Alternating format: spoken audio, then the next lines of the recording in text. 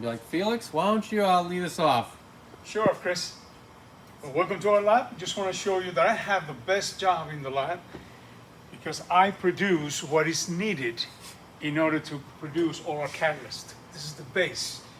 So we start our incubator, and this is where we incubate our bacteria. And then from the fermenter, we continue to our fermenter. This fermentation is going to give us the cells eventually that we need in order to create the MOFI and then continue the catalyst. Just imagine, right now we only have 11 liters. We need 1,000 liters. So multiply this times a lot and you will get we need a lot of bigger equipment in order to get the numbers that we need. From there, once we take it out of the vat, we put it in our centrifuge. And then I'll show them bottles. We'll centrifuge them and then we collect the cells. Once we get the cells, we put them in a minus 80-degree refrigerator. And these are the cells. Now look at the small bags. Eventually, we're going to have buckets. So we're going to need a lot of equipment in order to do and produce what we need. Once the cells are ready to be purified, we'll bring them, we'll thaw them, and then we'll put them through our NanoDB. And this right here, basic term that I use is like put it in your mouth, churn it, and then just spit it at 26,000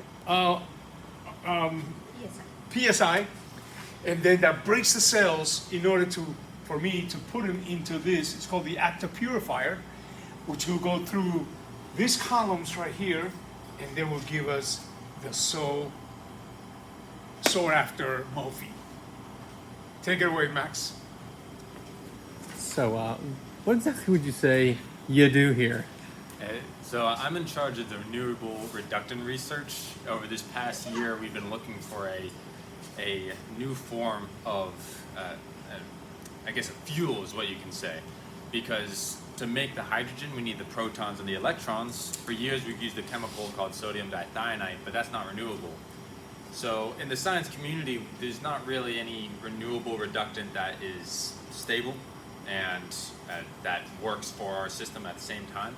So my whole life this past year has been trying to find an answer to this problem, and we've come across what we think is the answer, and I can show you just with the test vessel.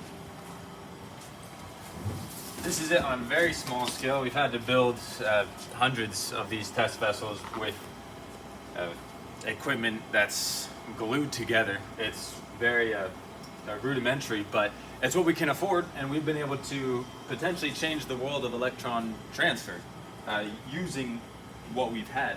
And based off of our findings on the small scale, I've been able to build a test vessel that is slightly larger that will be able to do experiments with and collect hydrogen rather than just prove it on this machine.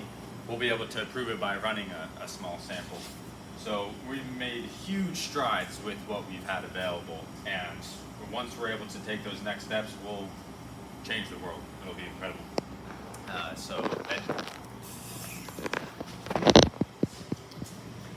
So here Chris showed you one of the earlier panel designs that we were working on. So he showed you a commercial test pilot that is going to be essentially this, but it's going to be a lot larger. So the idea would be you're either going to make one large panel or many of these small panels that are all interconnected with the ports so that you can just connect them all together.